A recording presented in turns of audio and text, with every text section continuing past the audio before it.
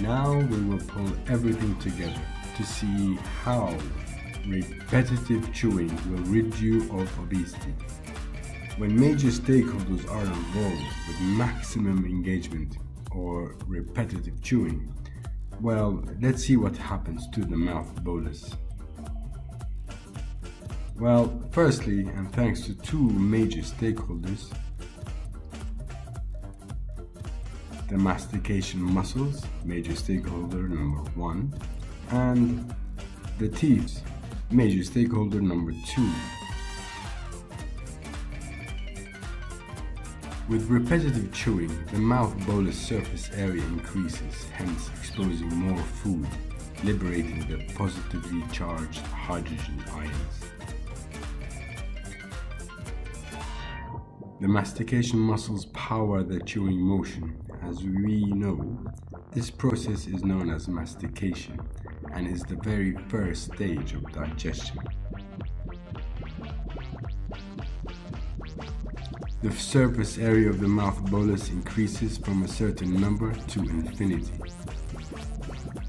Secondly, and simultaneously, while applying repetitive chewing, major stakeholder number 3, the salivary glands kick in to produce and secrete saliva onto the mouth bolus.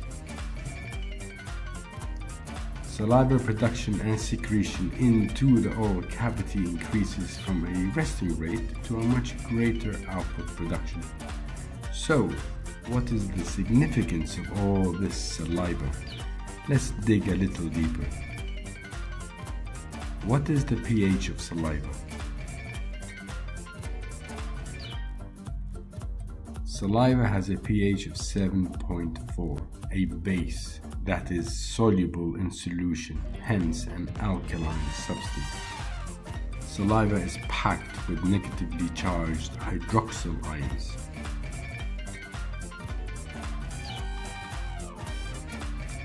Thirdly, and simultaneously, major stakeholder number 4, the tongue, takes lead and mixes the acidic food rich with positively charged hydrogen ions and saliva, the alkaline substance rich with negatively charged hydroxyl ions.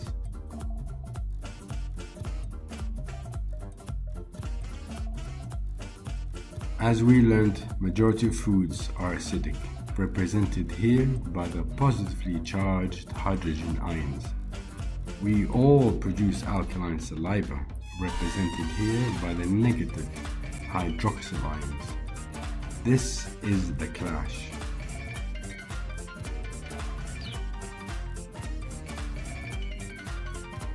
Foods with varying acidity and alkaline saliva are first exposed to each other in the mouth and nowhere else in the body.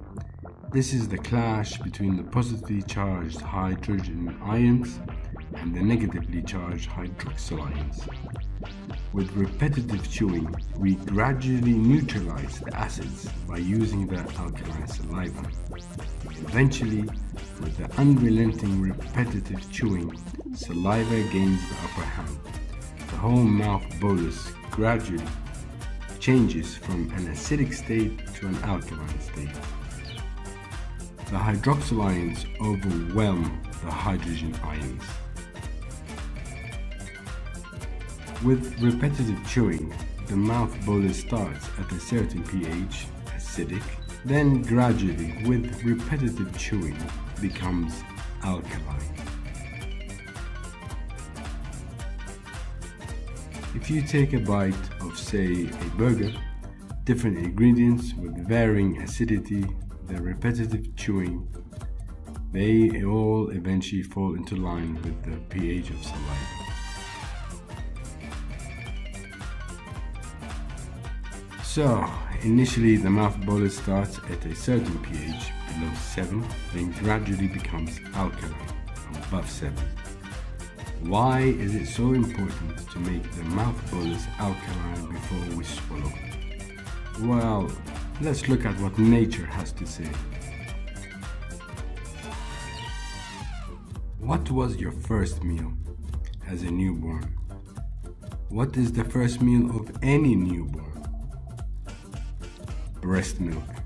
From birth and exclusively, breast milk meals go on for months and even years. This is how nature works. What is the pH of breast milk? A pH value of approximately 7.4. Breast milk, a food in an alkaline state. We saw earlier that all foods in their natural state or cooked have a pH of below 7, acidic. Breast milk, on the other hand, has a pH value of above 7, an alkaline. Ever since humans have been reproducing, nature has indeed been telling us something. Most foods, cooked or not, fit for human consumption are over in the acidic camp. Breast milk, a naturally occurring food fit for human consumption, is in the alkaline camp. Now let's refer to the experiment, specifically phase 2. I asked to take a bite, chew, but make a mental note on how many times you chew, and then swallow. Do you remember how many times you chewed? I didn't see you, but I know you didn't chew more than 12 times. From my personal observations in restaurants, gatherings, etc., the average number of chews by overweight and obese people is around 12 chews per bite. I am being generous with the number 12 as I have repeatedly witnessed much less. The mouth bolus starts at a pH of below 7 and gradually becomes alkaline. With 12 chews, the mouth bolus is still acidic. Approximately each chew is 1 second, so all you need to do is a few more seconds of more chewing to complete the transaction that you started. That's it. I was confused as to how on earth could I be eating the same foods in the same amounts and still lose weight. Unintentionally, I converted every mouth bolus from an acidic state to an alkaline state, creating an environment that mimics breast milk pH level of every snack, of every meal, of every day. As a result of all my amateur research, trial and error, and connecting the dots, I was able to resolve my confusion. Now it all makes sense. An alkaline high-quality mouth bolus can contribute to the body alkalinity. Take a wild guess at the optimal pH of lymph vessels, our major stakeholder number 5. A pH of 7 to 10. Remember, the lymph vessels are responsible for removing excess liquid and acidic waste from the interstitial spaces between the cells. The sewage system we spoke about. The network of lymph vessels in the body is enormous. They drain excess liquids and waste. According to several sources, the amount of lymph fluid in the body is twice that of blood. Chewing repetitively has nothing to do with burning fat. It's just about moving the stale liquid waste. Human bodily organs and systems function best in an alkaline environment, and so do the lymph vessels. Newborns take in alkaline food. We adults too can take in food in an alkaline state, but we must chew well. The fourth action of repetitive chewing. Repetitive chewing ensures the integrity of the series. What series? The series of the digestive juices. By ensuring saliva is rightfully placed first in the series, and consequently the mouth bolus, which becomes the stomach bolus and eventually chyme, is exposed to all the remaining digestive juices. We provide the intestinal villi, our major stakeholder number 6, with the correct instructions. Chyme exposed to all the digestive juices. The intestinal villi can now do its job. This nutrient in and this nutrient denied. As with any process in life, digestion is a series of steps. The first digestive juice, saliva, is released in the mouth. The second digestive juice is released in the stomach. Then the liver releases digestive juices. Then the gallbladder releases digestive juices. And finally, the pancreas releases digestive juices. We humans have been given the responsibility of only step 1, saliva. The remaining steps are handled by nature. When we don't chew our food well, saliva in the mouth bolus is absent or in very low concentration. The remaining digestive juices are released.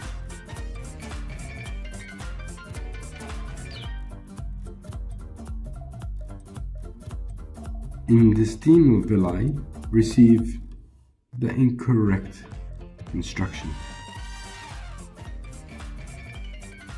Or, when we don't chew our food well, saliva in the mouth bolus is absent or in very low concentration. The remaining digestive juices are all released in relative to the amount of saliva. Yet again, we provide the intestinal villi with the incorrect instruction.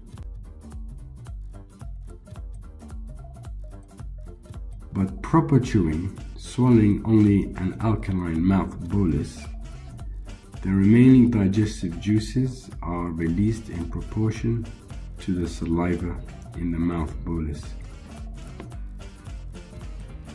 The intestinal villi finally received the correct instruction.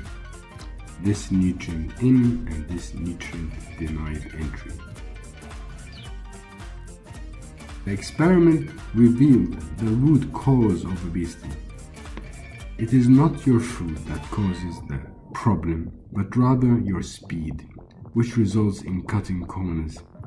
You want to bypass all the required chewing so that the food can reach your stomach as quickly as possible.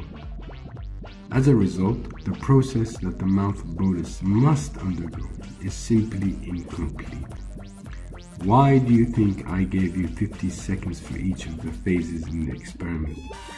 We have prioritized speed over efficiency.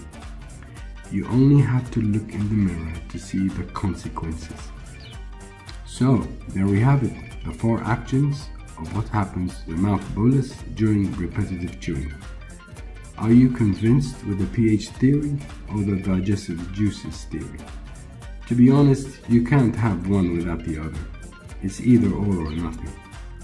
When we take a bite and start to repetitively chew the mouth bolus, it's nothing short of an onslaught, a complete bloodbath. No bits of the mouth bolus are left uncrushed. The tongue repositioning bits for further crushing and grinding. Absolutely no mercy. We must be grateful for one feature that we all have. It's the final major stakeholder. Yes, I said there were 6 major stakeholders. Well, there is a 7th. What on earth could it be?